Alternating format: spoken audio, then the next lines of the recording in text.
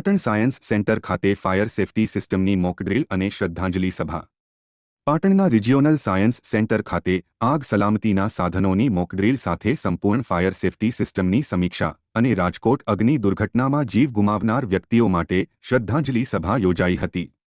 Science સેન્ટરના staff મિત્રો સાથે 200થી વધુ મુલાકાતીઓએ ભાગ લીધો હતો. સાયન્સ સેન્ટરના પ્રોજેક્ટ ડાયરેક્ટર ડો. સુમિત શાસ્ત્રીએ જણાવ્યું કે રાજકોટ ટીઆરપી ગેમ ઝોનમાં આગની દુર્ઘટના હૃદય કંપાવનારી છે. આ ઘટનામાં જીવ ગુમાવનાર વ્યક્તિઓ અને તેમના પરિવારજનો પ્રત્યે આત્મીય સંવેદના વ્યક્ત કરી સાયન્સ સેન્ટર શ્રદ્ધાંજલિ અર્પણ કરે છે.